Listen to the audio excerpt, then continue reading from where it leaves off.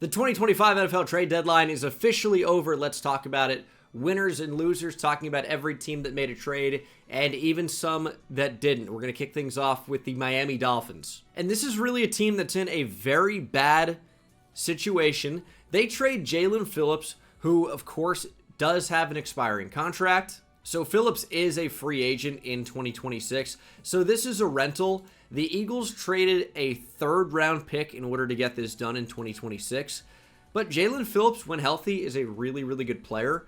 I still think the Dolphins are overall a loser because they didn't trade away Bradley Chubb. This is really your window to get anything back for him, and they couldn't manage to get anything. I completely agree with keeping Jalen Waddle. I didn't think he made any sense to trade away. Jalen Waddle is simply too good. Tyreek Hill may never play for the Dolphins or any other team again. I don't really think you can trade Jalen Waddle because you already might be in a position where you have to draft a quarterback in 2026, depending on where their pick ends up being, depending on which quarterbacks are available. The Dolphins, I think, will do their homework and consider a quarterback in this upcoming draft. That being said, the Dolphins are a quarterback away. Here's kind of where I sit with the Bradley Chubb trade, or not trade. So the Dolphins, they did have an opportunity here with Jaelan Phillips. They had to eat some dead money when trading him away, but, and this is from Kyle Krabs on Twitter, made a really good point, guy who follows the Dolphins very closely. Bradley Chubb has $1.1 million in per game bonuses coming up. Chubb is eligible for a little over $1.2 million in incentives with just 2 more sacks and is currently playing 60% of team snaps, 67%, which is qualifying him for another over $2 million in playtime incentives. So it's a lot of extra money to keep a player that you do not want on the team going forward. Bradley Chubb is carrying a cap hit of over $31 million next year and in 2027. The dead cap this year is $36 million, which is significant, obviously, and it's $24 million next year. So you're in a terrible spot where you've essentially locked yourself into Bradley Chubb still being on the team. You are paying him like one of the top edge rushers in the game when he is not that, on a bad team that won't be competitive into his age 30 and 31-year-old seasons. It's just not ideal. I respect that maybe the asking price for the Dolphins was fairly high, but you got to bring it down. This was somebody I think you needed to get rid of, and they didn't do it. But I'd say a winner was the Jets. I think the Jets did quite well to actually hit the reset button and say, hey, this wasn't working. Let's actually fully reset, restart, rebuild, and they've got the picks and able to do that now. Quinnen Williams is one of the best interior defensive linemen in the league. Right? No question. He is traded to the Cowboys in return for a 2026 second round pick, a 2027 first round pick, and Mazi Smith, who of course is a former first round pick who just has not been very good. He's a nose tackle. I think it's a fine replacement for Quinnen Williams in theory. The problem becomes that Mazi Smith is just not very good. So I don't really know what you're getting there if you're the Jets, but it's a lottery ticket. It's a wild card. Maybe he can become a serviceable starter as he gets more experience in the NFL. It was not working out in Dallas. There's no question. So he's whatever. But you are getting a second round pick this year. There's no telling that the Cowboys will even be a playoff team. They've made some moves that we're going to talk about right after this to try and make themselves a playoff team. But this 2026 second round pick could be a top 50 pick. Easily could be. They are also getting a 2027 first round pick next year that could, again, easily be a top 15 pick in the draft. So I love what the Jets are doing here. Quinnen Williams is a fantastic player. Again, no question about that. Obviously, the money does play a little bit of a factor in here, but I think at the end of the day, despite dead money, I mean, the cap hit wasn't really that bad, and you can see what the Cowboys are going to be paying him, or at least what the effective cap hit's going to be. 21.75 in 2026, 25.5 in 2027. But for the Jets, of course, you're getting rid of the rest of his 2025 season, which is age 28, his age 29 season, and his age 30 season. I don't know that Quinnen Williams would still be good and productive and on the team under contract when the Jets eventually could become good. I think they're just a little bit too far away. Trading Quinnen Williams to get back a second-round pick, a first-round pick the year after this one, and also a lottery ticket in Mozzie Smith. Maybe it works out, maybe it doesn't. I love this move for the Jets. I think they had a great day overall because they also traded Sauce Gardner to the Colts. They got back 2 first-round picks. The Colts first-rounders in 2026 and 2027. The mock draft next Monday is going to be crazy, I'm sure. And maybe we should even do a way too early 2027 mock draft at this point. And they also get back Adonai Mitchell. I'm quite a fan of Adonai Mitchell. I think he's just made too many mistakes with Indianapolis, whether it is, an untimely drop or not carrying the ball across the goal line to complete the touchdown. It hasn't exactly been sunshine and rainbows in Indianapolis for Adonai Mitchell, but the talent is absolutely there, and now the opportunity will be as well. We'll talk about John Mechie in a little bit, but the Jets were so weak on offense at receiver outside of Garrett Wilson. It was just Alan Lazard, and that's not good. Josh Reynolds, and that's not good. Adonai Mitchell is, 23 years old? 23 years old. Obviously, a former second-round pick, number 52 overall in the 2024 NFL Draft. And the production really hasn't been anything crazy, even though he's averaging close to 17 yards a catch. He only has 9 catches this year for 152 yards. Should have been a touchdown, but he fumbled the ball at the goal line. Very stupid. I recognize it. But this is another lottery ticket worth taking because there's a chance he can be a very solid starter for you with really good wide receiver 2 upside with the Jets. If you look at the Jets depth chart, I really like what they did. I talked about this on stream earlier. This is a team on offense that is actually a quarterback away. I would like to see them add something else at receiver. We'll talk about John Mechie very briefly as well. The Jets acquire him. They send Michael Carter II, who's a very good slot corner, end of 2027 7th. And, of course, they acquire John Mechie and a 2027 6th. We'll talk about the Eagles in a little bit. But I love this move for the Jets. And I think, I'm not going to say that your future, top 3 at receiver is Garrett Wilson, Adonai Mitchell, and John Mechie. But I think, given their upside, that could be a formidable trio. You don't really know what you have with John Mechie. It sucks that he got cancer, and then his career really has not worked out. He, of course, was, dealt from Houston to the Eagles and now to the Jets. I still think he could be a reliable slot or 4th receiver on a team. I think there's something there. But Adonai Mitchell really does have wide receiver 2 upside here. Garrett Wilson's a stud. But look at this offensive line. Obviously, I've spent some really high picks on offensive linemen, and it's working out. Olu Fashanu and Armand Membu are, one of the best young tackle duos in the NFL. A healthy Elijah Vera Tucker is a really solid starting guard, and John Simpson's a really good vet guard option. And, of course, you're liking Joe Tippmann to be your starting center of the future. I would imagine when everybody's healthy, that's a really good offensive line. Mason Taylor, I think, has the chops to be a true, very good starting caliber tight end of the future for the Jets. This offense is good. I know everyone wanted Breece Hall to get traded, but if you're a Jets fan, if you're the Jets, I'm not sure you want to trade Breece Hall. Breece is maybe not a top 5 running back. It looked like he was trending that way after a really good start to his career.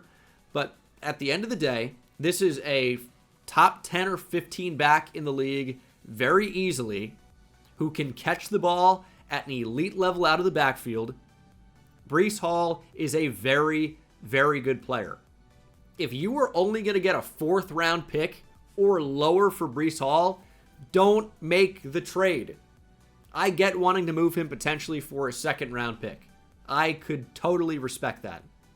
But for right now, the best thing you can do if you're the Jets is build the offensive framework for your team to be successful around whoever your young quarterback will end up being. It will not be Justin Fields. It obviously won't be Tyrod Taylor. But in the draft, if you have the opportunity to select either Fernando Mendoza or Dante Moore or Ty Simpson, and maybe you don't even have the pick to take a quarterback in 2026 and you get one in 2027, and that class looks like it could end up being quite good with Julian Sayin looking to be quite a good player.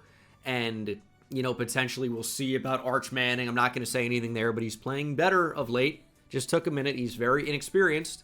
He could end up being a top quarterback prospect. So we don't know what they're going to do at QB, but I think the framework is there for this offense to be successful. And then it's about, taking your picks and building out this defense, because the defense is really, really bad now. You've got a couple quality players, I would say. I like Jamie and Sherwood. Quincy Williams is a little bit older, unfortunately. Jarvis Brownlee I thought was a good trade for the Jets earlier in the year. Jermaine Johnson is a solid player.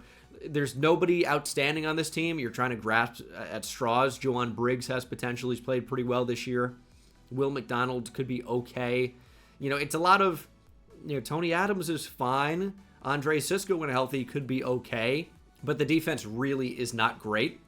But this offense is starting to look kind of nice. The Cowboys go out. They trade for Quinnen Williams, of course. We just talked about a little bit of the financial side of that when we were talking about the Jets. But at the end of the day, what this means for the Cowboys, you're going for it. And the NFC East is up for grabs, in my opinion. The Eagles are not as good as they have been. The Commanders suck. The Giants suck. The Cowboys could come out and win the division in theory. I don't think it's going to happen. I think they've got a chance to make it as a wild card team. The offense is great. I don't think there's any question about that. Of course, they did get kind of dominated by the Cardinals last night, but sometimes you have a bad game. Sometimes it just doesn't go your way. And, you get forced into passing situations, and, a team like the Cardinals with some really good pass rushers, especially Walter Nolan making his NFL debut and playing great. Josh Sweat we know about. They just got dominated, right? Like, it happened. But the Cowboys' offense in general, I think, is quite good. Their defense is horrendous. They needed to go out. They needed to upgrade. Linebacker was a big need. Huge need. Interior defensive line was a big need. The Cowboys have helped out both of those units. Their secondary is still not great. I just don't know that there was going to be a way that the Cowboys could have helped out their secondary with this trade deadline. I think the bigger needs were up front, and that will help the secondary look better. But Quinnen Williams is one of the best run defenders in football. Elite level run defender. You're paying him between 20 and 26 million per year over the next 2 years. Really not bad for an elite interior defensive lineman. However, you did trade a second-round pick this year and a first-round pick next year in order to get it done. I don't think there's any guarantee that the Cowboys are even going to be very good this year or next year. So you're gambling here. Obviously, they could be, but there's no guarantee with this team. They've got some real holes. But going out, trading for one of the best players at a premium position now as an interior defensive lineman, at a really big position of need for the Cowboys, hey, if you think this is the window with Dak and you bring in George Pickens, you have CeeDee Lamb, Quinnen Williams is under contract for the next few years, I don't mind allocating draft capital to get it done. I don't.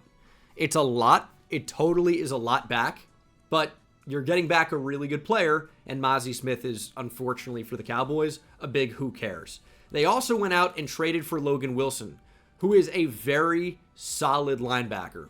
He's been a good player for the Bengals for a long time now. He's been, kind of a Pro Bowl or fringe Pro Bowl caliber player every year, and they traded a 7th-round pick to get him.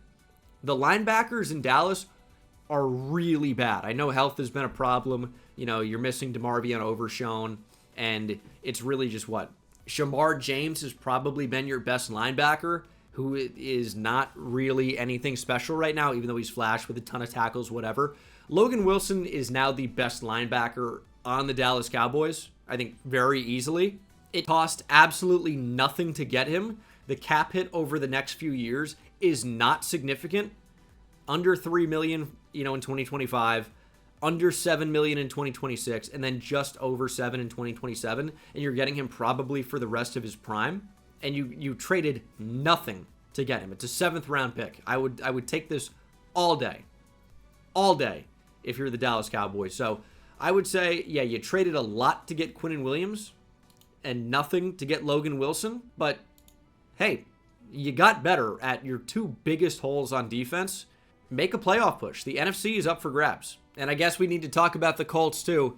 They went out, they traded for Sauce Gardner. I think the Colts are a winner of the NFL trade deadline. You did trade 2 first-round picks and 80 Mitchell in order to get Sauce Gardner. The price tag was high. I totally get it. Here's why I think the Colts are a winner.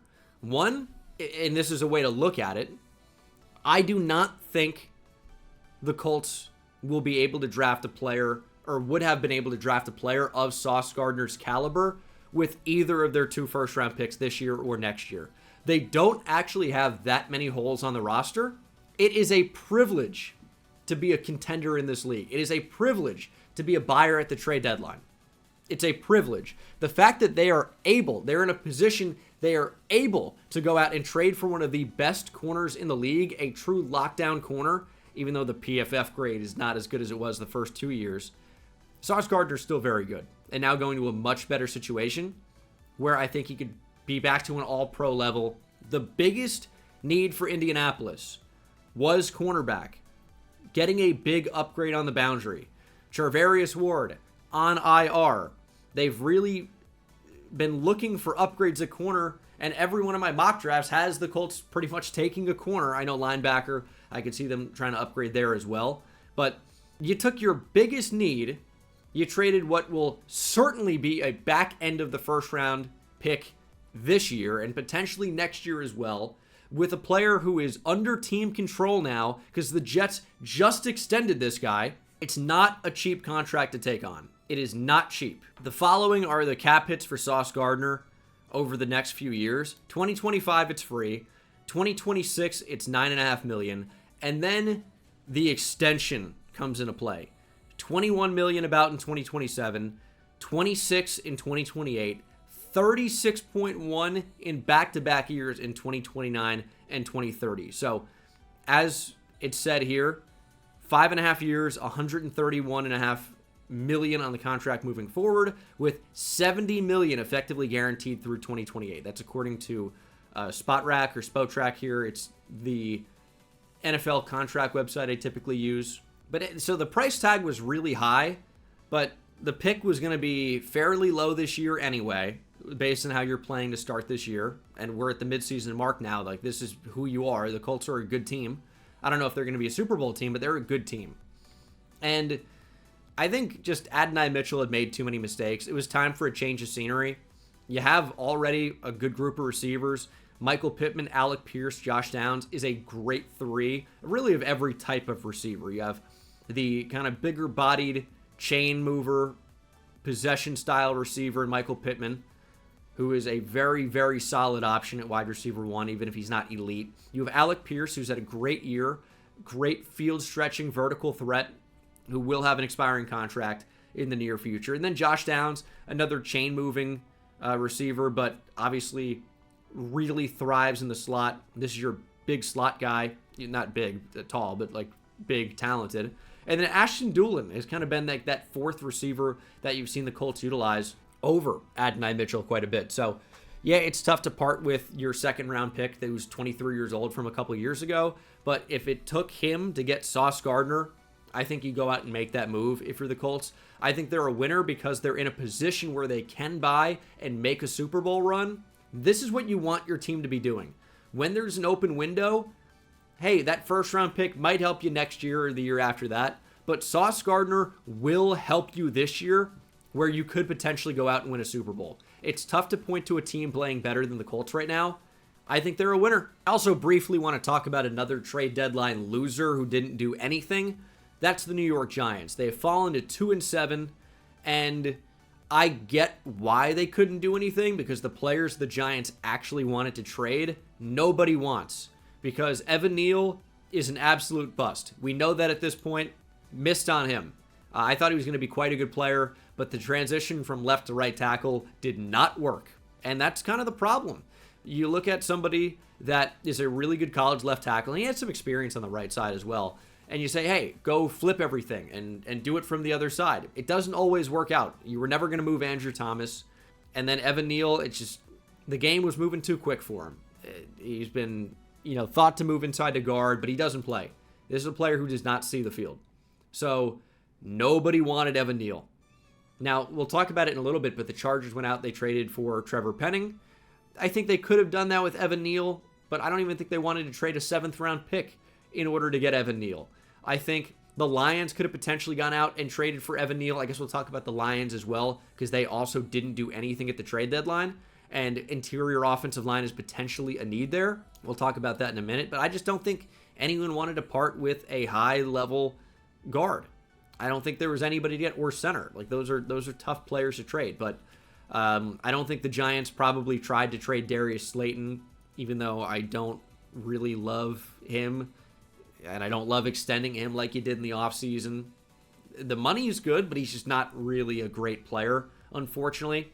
And I think he's good enough to be a top wide receiver for Jackson Dart when there are no other options and Neighbors is hurt, clearly. And then Jalen Hyatt, I don't think anybody wanted. So it's another kind of high pick for, Joe Shane, the GM of the Giants, that nobody really wants because they don't play and they're not good. And I think you can look to the defensive side of the ball as well. Deonte Banks is awful. Another player that I thought could have been good. Really good athlete. Turns out that's kind of all he is. Has absolutely no ball skills. Cannot locate the football in the air. Gets torched routinely. And basically doesn't play now. And he is really, really not very good. It's sad as a Giants fan. You took him at number 24 overall in 2023. And he stinks. It's unfortunate. We've seen 3 years of it now. He's just not a good player. It is what it is. Nobody wanted him. I know the Giants were trying to trade some of those guys. Nobody wanted them. Here's the big one. The big name that everybody said should be traded. I think outside of the Giants fandom.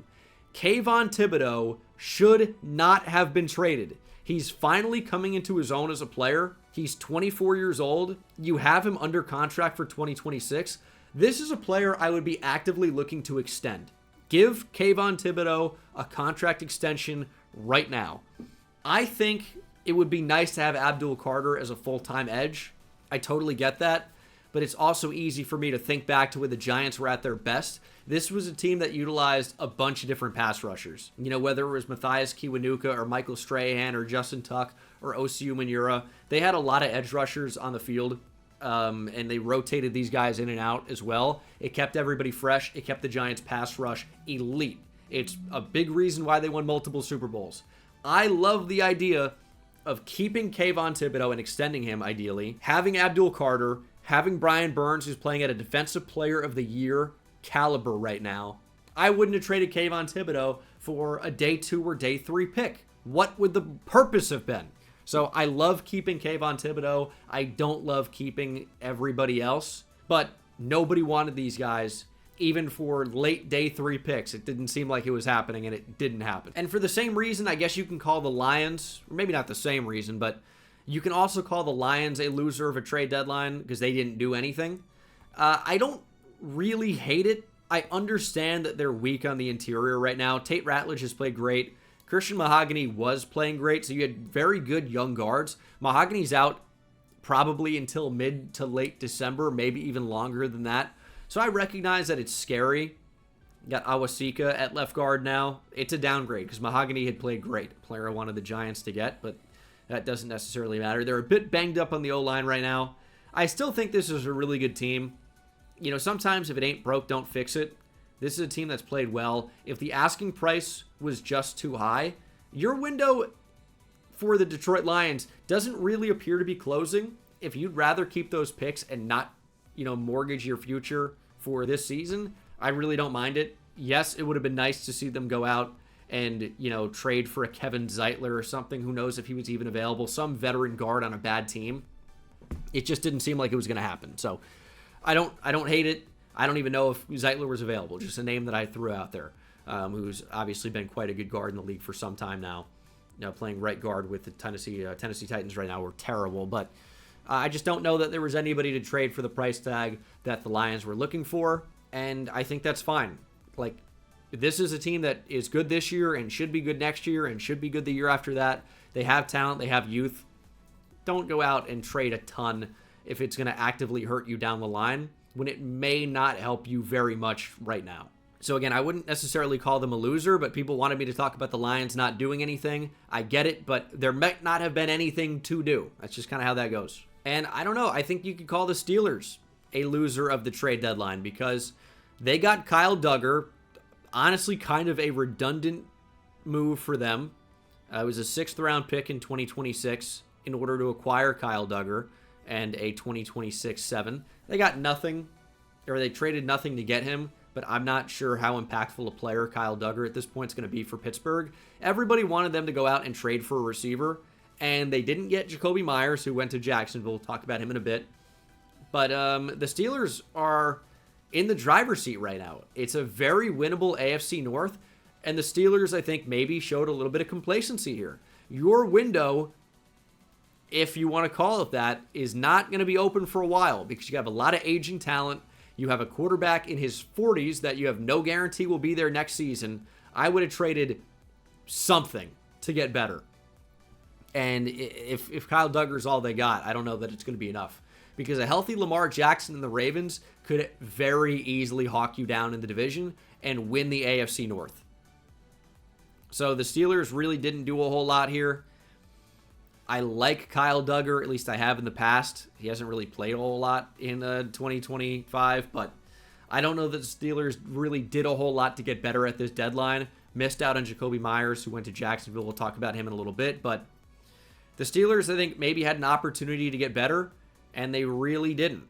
The Eagles also traded for Tank Bigsby. It was an exchange for 2026 5th and 6th round picks. So, again, nothing to get Tank Bigsby. I think he's a really solid, backup running back, rotational running back, / even maybe a return man. We've seen that already with Philadelphia. I like Tank Bigsby. You traded nothing to get him. I think depth at running back is good. Injuries happen all the time. Keeping Saquon Barkley as healthy as possible for the playoffs too. Also, probably not a bad idea to maybe limit his touches a little bit. They also traded John Mechie to the Jets for Michael Carter II.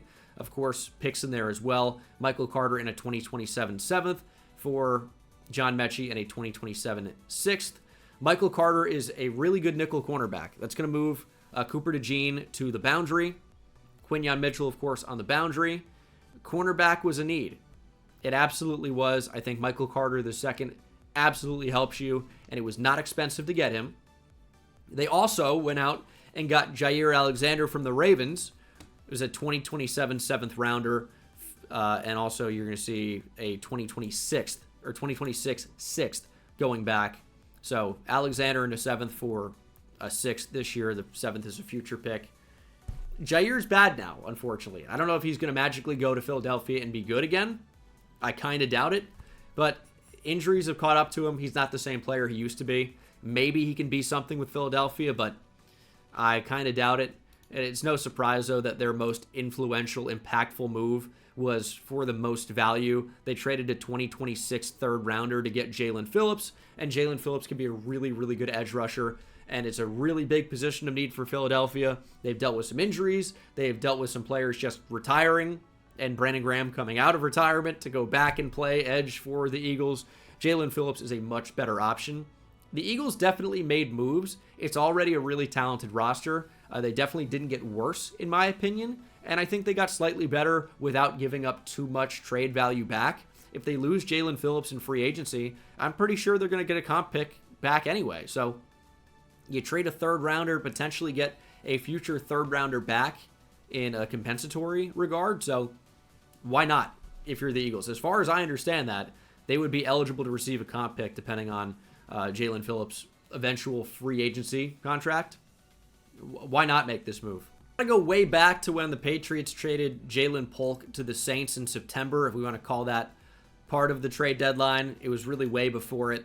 It sucks because Jalen Polk was a 2nd round pick who is hurt and not very good. So I'm not going to talk about this one too much. Basically, nothing important going back. Saints got Polk and a 2028 7th. Patriots got a 2027 6th round pick. Congratulations. This is basically not worth talking about. And then the Pats also traded Keion White to the 49ers. I like Keion White. Just think he was, again, a little bit redundant based on the personnel the Patriots had. And I think he's better on the interior. He's not really a true edge rusher. I think he could be very, very good with the 49ers.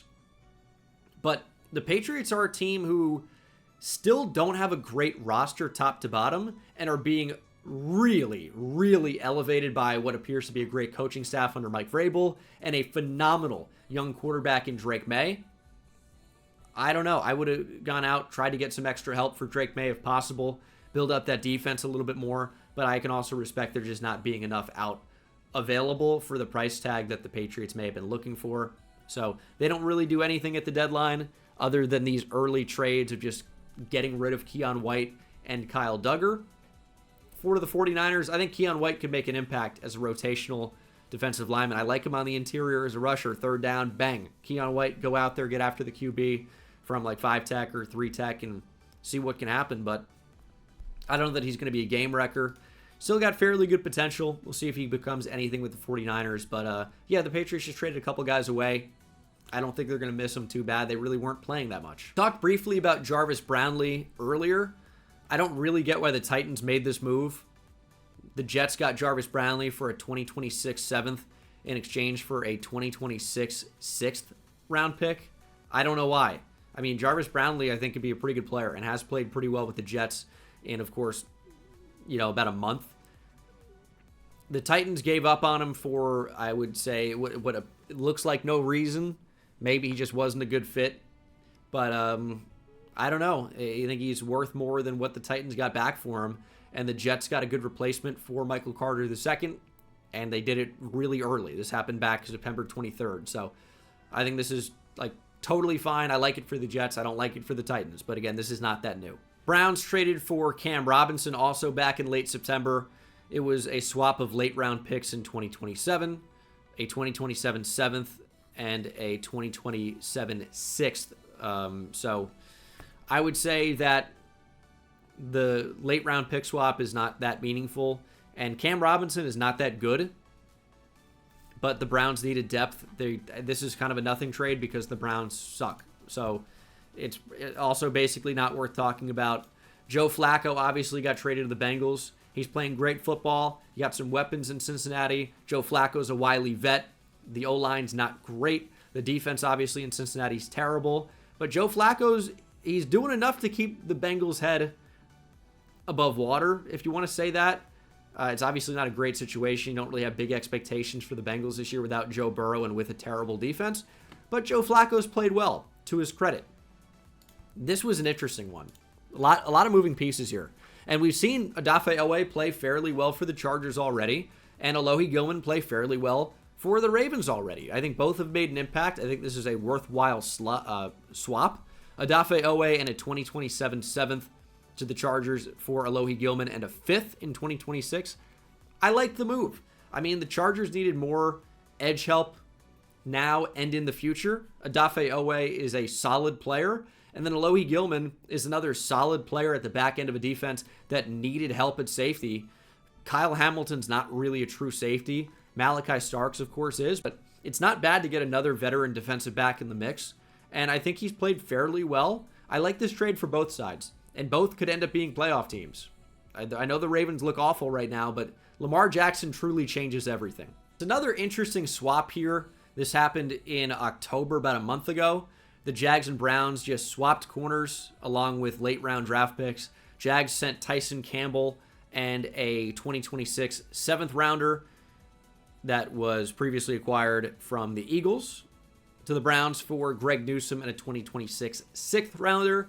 Tyson Campbell really had not been playing all that great. He's under contract for another season after this, I believe. So there's a little bit of a controllable asset there if you're Cleveland. Greg Newsome has played better and may not have been re-signed. He has an expiring contract. The Jags wanted to upgrade at cornerback, I guess. And, James Gladstone, a.k.a. me, apparently, based on appearance, is going out and trying to get his guys. If you were drafted or signed by the previous regime, you're pretty much gone. You're as good as gone. So that's a lot of what we've seen. And I don't mind it for the Jags or the Browns, really. It's kind of like two okay corners who sometimes get beat, sometimes play well for, a late round pick swap. This is just kind of whatever. This was a bit more recent, though, and I liked this move for the Rams. Roger McCreary was somebody that was talked about in trades a lot. The Titans got back a 2026 conditional 5th, and the Rams receive a conditional 2026 6th. So you can see here that the Titans will likely receive the Rams' 5th round pick closer to the beginning of the round, while LA is likely to receive Tennessee's pick in the 6th, closest to the end of the round, according to sources. But Roger McCreary has starter upside, of course. Can play in the nickel, can play on the outside. And the Rams really, really needed to upgrade their secondary. If you look at the corners right now, Darius Williams, Emmanuel Forbes, obviously former first-round pick that was so bad he's already off his original team. Jacoby Durant, or Kobe now. Akella Witherspoon's on IR. You have Quentin Lake in the nickel. You picked up Roger McCreary. I expect him to play a lot, and I think he can play on the boundary, but also in the slot. We'll see what his utilization is as this season goes on.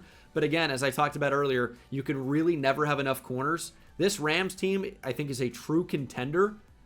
Go out and try to patch up one of your biggest weaknesses. I like going out and making the move for Roger McCreary.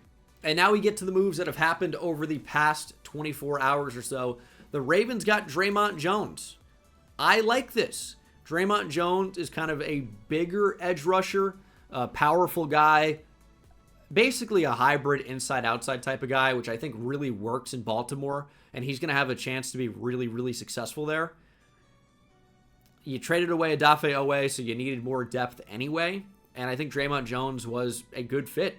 Baltimore sent the Jets' 2026 5th-round pick to the Titans, and apparently there are conditions where that pick could become the Ravens' 2026 4th-rounder, but hey, Draymond Jones has kind of picked it up recently. I think he's got like 4.5 sacks over his last 4 games. Playing in Tennessee was, obviously not going to be conducive to success for almost anybody. I like how he's pictured here when he was with the Seattle Seahawks. But, go out, try to make a move for the playoffs. The Ravens defense has not been all that good.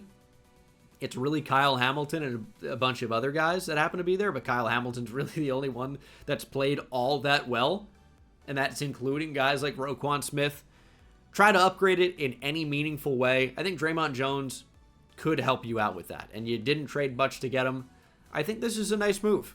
And I think Jacoby Myers is a really solid option at receiver. I keep using solid because we didn't really see some of these teams go out and trade for superstars because superstars really were not available unless you were talking to the Jets. It is a 2026 4th and 6th round pick for Jacoby Myers, who is like a high-end wide receiver 2 that is probably going to be more like a wide receiver 1 with this Jags team.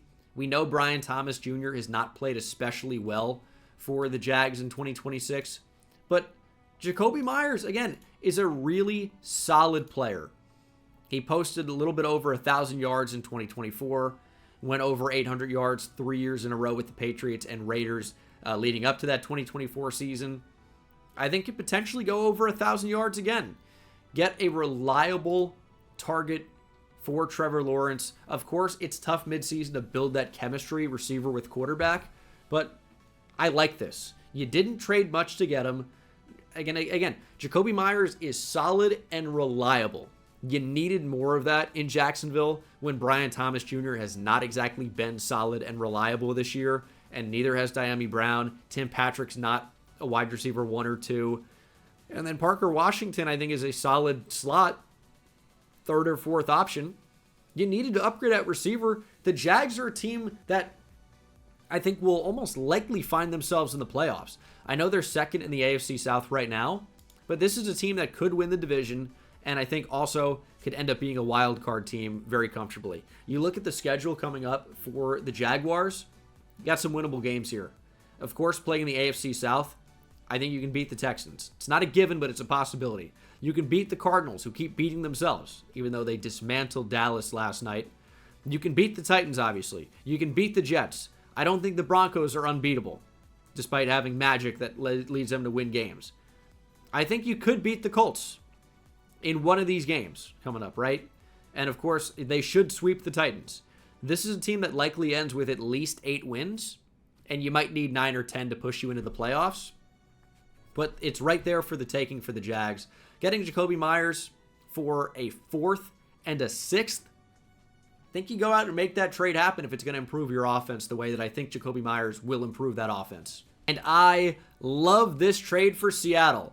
Rashid Shaheed to the Seahawks. It's a 4th and 5th round pick this year to get it done. I know that seems like a pretty decent haul back for Rashid Shaheed, but he's a really good player, and I love what he's going to do for this offense. Obviously reuniting with Clint Kubiak, but this is such a great, not only a depth pickup, but what he will do for the rest of the offense to space the field as a deep threat, I think is going to be awesome. We already know Jackson Smith-Njigba has turned into about the best receiver in the NFL this year. He is phenomenal. It's a great pairing with Sam Darnold, but there needs to be a bit more.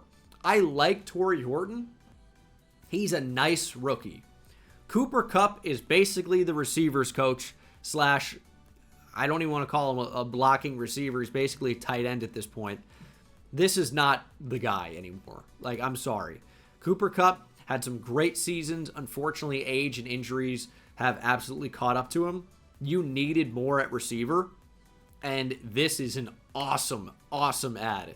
I love Rashid Shaheed, even just beyond the Saints franchise thing, of course, on this channel. He's an awesome player. He's a deep threat that can win over the top routinely. He's also good after the catch. I love Rashid Shaheed, and I'm really excited to see what he can do in Seattle. Of course, former offensive coordinator, teaming back up again with a really good wide receiver one in Jackson Smith-Njigba. This has the potential to be a very, very fun offense. The Seattle Seahawks are already, like the best big play passing offense in football this year, and the best that we've seen, I think, since like the Rams in the early 2000s, greatest show on turf. But man, getting Rashid Shaheed has the potential to improve what is already a really, really good part of their team, and you made stronger what was already a strength. I love this for Seattle. Big winner. We're in the home stretch. Joe Tryon-Shoyinka traded to the Bears. The Bears, of course, lost Dayo Dangbo, season-ending Achilles tear. Hate to see that. The Bears sent a 2026 6th-round pick to the Browns for Joe Tryon-Shoyinka and a 2026 7th-round day. JTS is really not great. He is better than the alternatives, probably, in Chicago now, but this, unfortunately, is not really that good of a player. Former first-round pick, barely, back in 2021, just really hasn't been a very good player. He's a rotational guy. Good luck in Chicago. Their defense definitely is not very good, but I don't know how much better that makes it. And the final trade is Trevor Penning to the Chargers. Friend of the channel. We love Trevor Penning around here. Just wasn't really a hit for the Saints in the draft. He was a really big, really athletic offensive lineman, mauler, mean streak. Never really clicked for him in pass pro, unfortunately. But he's a good run blocker. Now, I think that's going to be a little bit system dependent. Because just being a mauler doesn't mean you're necessarily a great run blocker, and I'm not saying he's great. I know the Saints are one of the worst inside zone run teams in the NFL, so something's not clicking on the interior. But I think the Chargers have had so many injuries on the O-line. Rashawn Slater done for the year. Joe Alt now unfortunately done for the year. Guard was already a big problem. I don't know if Penning's going to play tackle or guard for the Chargers. I don't even know if he's going to be a starter. I just know the Chargers need somebody out there and more depth. You traded a 2027 6th-round pick for Trevor Penning. It's a big body, athletic offensive lineman, and maybe it clicks with him in a new place. The Chargers, I think, are a really good fit for a guy who's kind of, a mauler in the run game to go out and try to really learn how to use that size and athleticism a little bit better, and maybe he even gets better in pass pro. But I look at a situation, I look at a guy like Mekhi Becton. I think maybe you're trying to do a little bit of the Mekhi Becton thing here. He was obviously a pretty good player with the Eagles, hasn't exactly gone all right with the Chargers so far, but you need somebody out there, right? Somebody's got to play on the offensive line. You got 5 guys at any given time, sometimes even 6. So Trevor Penning, he'll have a chance to be on the roster in the future. That's kind of what you can say. So that's going to be the reaction to every trade at the 2026 NFL or 2025 NFL trade deadline, and winners and losers. This was a fun one. The Jets went crazy. They have 100 first-round picks. No, they really have 5 in the next 2 seasons. Absolutely wild. Let me know what you think was the best and worst trade of the 2025 NFL trade deadline, and I will see you guys in the next one. Take it easy.